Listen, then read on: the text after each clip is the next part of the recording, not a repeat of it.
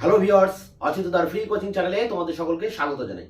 আজকের এই ভিডিওটিতে তোমরা যারা কলকাতা বিশ্ববিদ্যালয়ে বিএ ইতিহাস অনার্সে 6 সেমিস্টারে পড়ছো, তোমাদের যে ডিএসসি A3 পেপারটি রয়েছে আধুনিক বাংলাদেশের ইতিহাস 1905 থেকে 1947 পর্যন্ত, এই পেপারটির যে সাজেশন 2024-এর সেই সাজেশন নিয়ে আজকের এই ভিডিওটিতে বিস্তারিত আলোচনা করা হবে।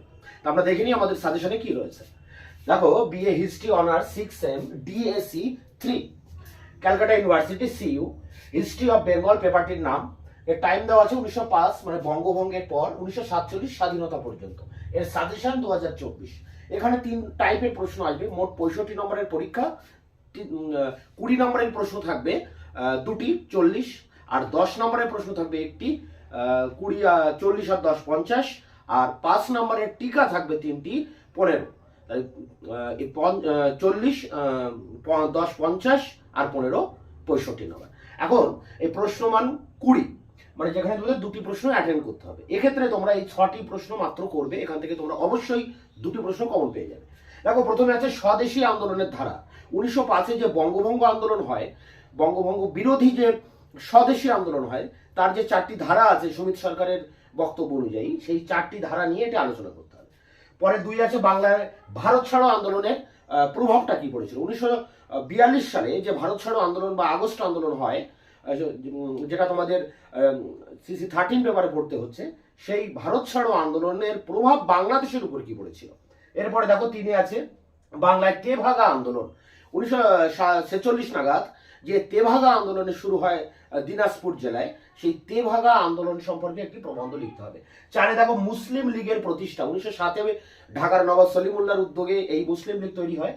সেই প্রতিষ্ঠার যে পটভূমিটা কি ছিল, আর এই মুসলিম লীগ প্রতিষ্ঠার আগে একাধিক প্রতিষ্ঠান তৈরি হয় মুসলিমদের, একদম শেষে গিয়ে এই মুসলিম লীগটা তৈরি হয়। তো সেই পটভূমিটা দেখাতে হবে।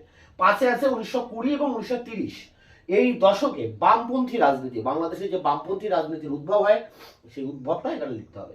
6 দেখো কৃষক প্রজা পার্টির উদ্ভব।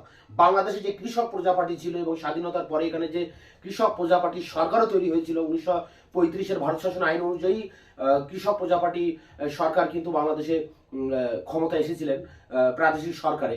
তা সেই কৃষক প্রজা পার্টির উদ্ভবটা কিভাবে হচ্ছে সেটা এখানে দেখাতে হবে। এখানে 6টি প্রশ্ন আছে। এখানে 100% এই 6টার মধ্যে তোমরা কমন পেয়ে যাবে। তোমাদের আগের যে সব প্রশ্নগুলো পরীক্ষা এসছে 2021, 22, 23, সেসব প্রশ্নপত্রগুলো দেখে এই সাজেশনটি করা হয়েছে। তাই এখান থেকে তোমরা 100% কমন পেয়ে যাবে। আর প্রসঙ্গত বলে রাখি, এই যে তোমাদের যে ডিএসসি পেপারের এই সাজেশন দিচ্ছি, আর এর আগের যে পেপারগুলো রয়েছে তোমাদের সিসি 13, সিসি 14, এই পেপারগুলোর সিলেবাস নিয়ে বিস্তারিত আলোচনা করেছি এবং তার যে সাজেশন, সেই সাজেশনের ভিডিও এবং সিলেবাসের ভিডিও আমার চ্যানেলে আমি আপলোড করেছি। তার লিঙ্ক এই ভিডিও ডেসক্রিপশন বক্সে দেওয়া থাকবে, তোমরা অবশ্যই দেখে নেবে। এরপরে দেখো 20 নম্বরের প্রশ্ন, এই 6টা করার পর তোমাদের 10 নম্বরের প্রশ্ন তোমাদের করতে হবে একটি। তার জন্য তোমরা এই 6টা প্রশ্ন কিন্তু অবশ্যই করবে। এই 6টার ভিতরে দেখো, এখান থেকে প্রশ্ন তোমরা আবার 20তেও পেয়ে যেতে পারো, বা 20-র কোনো প্রশ্ন হয়তো 10এও পেতে পারো। তো এইভাবে কিন্তু আসে প্রশ্ন, পার্টিকুলার বলা যায় না যে এই প্রশ্নটাই 10-এ আসবে। তবে 10-এর জন্য তোমরা মোটামুটি এই প্রশ্নগুলো করবে। এখানেও 6টা প্রশ্ন করবে এবং 20 নম্বরেও 6টি প্রশ্ন করবে। প্রশ্ন মান 10-এ দেখো বাংলার সভা সমিতি। বাংলায় যে বিভিন্ন সভা সমিতি হয়েছিল, অনিশীল যাকে বলেছেন সভা সমিতির যুগ, বেঙ্গল ভলেন্টিয়ার্স অনুশীলন সমিতি, এরকম আত্মোন্নতি সমিতি, এরকম যে একাধিক সমিতির উদ্ভব হয়, সেই সমিতির উপরে এখানে আলোচনা করতে হবে। 2 আছে বাংলায় অসহযোগ আন্দোলনের প্রভাব কি পড়ে। 1920 যে অসহযোগ আন্দোলন গান্ধী করেন, তার প্রভাব বাংলাদেশে কিভাবে পড়ে। আইন অমান্য আন্দোলন, 1930-এর যে আইন অমান্য আন্দোলন গান্ধী করেন, তারও বা প্রভাব কিভাবে বাংলাদেশে পড়ে। 3 আছে দেখো খিলাফত আন্দোলন। 1922-এ যে খিলাফত আন্দোলন শুরু হয় মুসলিম সমাজে, সেই খিলাফত আন্দোলন। 4 বাংলায় কৃষক আন্দোলন। বাংলায় যে কৃষকরা আন্দোলন করে এই টাইমটার ভিতরে, 1905 থেকে 1947-এর টাইমের ভিতরে এই কৃষক আন্দোলন দেখাতে হবে। এবং শ্রমিক আন্দোলন, বিশেষ করে শ্রমিক আন্দোলন হয়, অনেক শ্রমিক লেবার অর্গানাইজেশন গড়ে ওঠে বাংলাদেশে। এই সময় সেই শ্রমিক আন্দোলনটা কেমন ছিল, বা এখানে কৃষক বা শ্রমিক দুটোর একটা কিন্তু আসতে পারে, দুটো একসাথে নয়। 5-এ আছে দেখো বাংলায় সাম্প্রদায়িক দাঙ্গা। বাংলায় অনেকবার দাঙ্গা হয়, নোয়াখালীর দাঙ্গা আছে, কলকাতা গ্রেট কিলিং আছে। এইসব দাঙ্গার উপরে লিখতে হবে বাংলার সাম্প্রদায়িক দাঙ্গা। 6-এ আছে দেখো বাংলায় বিপ্লবী আন্দোলনে নারীদের ভূমিকা। যেসব বিপ্লবী নারীদের কথা আমরা জানি, বীণা দাস, প্রীতিলতা ওয়েদ্দার, এরকম এদের ভূমিকাটা কি এই ভারতের স্বাধীনতা আন্দোলনে, বিপ্লবী আন্দোলনে নারীদের ভূমিকা। তো এই 6টা প্রশ্ন অবশ্যই ভালো করে করবে। এখানে 6টা আছে, একটা এক্সট্রা প্রশ্ন দেওয়া আছে। 1947-এ বঙ্গ দ্বিখণ্ডীকরণ, স্বাধীনতার সময় বাংলাদেশ ভাগ হয়ে যায়, একটা অংশ পূর্ব পাকিস্তান আর একটা ভারতে ঢুকে, পশ্চিমবঙ্গ যেটা আমরা বাস করি। তা এই যে বঙ্গ ভাগ হলো, এখানে কংগ্রেস এবং মুসলিম লীগের দায়িত্বটা কতটা? তা এই 6টা-7টা প্রশ্ন তোমরা করবে, এখান থেকে অবশ্যই তোমরা 10-এর কমন পেয়ে যাবে। এরপর আমরা আলোচনায় আসবো 5-এর প্রশ্ন। দেখো 5 নম্বরের প্রশ্ন 3টি তোমাদের করতে হবে। এখানে 10টা প্রশ্ন দেওয়া আছে, এই 10টা করলে 100% এখান থেকে তোমরা কমন পাবে। এখন তোমাদের পরীক্ষা যেহেতু দেরি আছে, তোমরা এই 10টা প্রশ্নকে সামনে রেখে তোমাদের প্রস্তুতি শুরু করা প্রয়োজন। প্রশ্নমান 5, এটা 3টি করতে হবে, দেওয়া থাকবে 6টা, 3টি অ্যান্সার করতে হবে। 15 নম্বর, তাম্রলিপ্ত জাতীয় সরকার। তাম্রলিপ্ত জাতীয় সরকার মেদিনীপুরে তৈরি হয় সতীশ চন্দ্র সামন্তের নেতৃত্বে ভারত ছাড়ো আন্দোলনের সময় 1942-এ। সেই তাম্রলিপ্ত জাতীয় সরকারের উপরে একটি টিকা। 2 আছে প্রাদেশিক স্বায়ত্তশাসন। প্রাদেশিক স্বায়ত্তশাসন 1935-এর পর যে বাংলাদেশে যে প্রাদেশিক মন্ত্রিসভা তৈরি করা হয়, সেই প্রাদেশিক স্বায়ত্তশাসনের উপরে এটি আলোচনা করতে হবে। তিনি আত্মশক্তির আদর্শ। আত্মশক্তির আদর্শ কি না, এই স্বদেশী আন্দোলনে যে 4টি ধারা রয়েছে, তার মধ্যে একটি ধারা হচ্ছে আত্মশক্তি ধারা। সেটি স্বদেশী আন্দোলনের উপরে কি প্রভাব ফেলছে।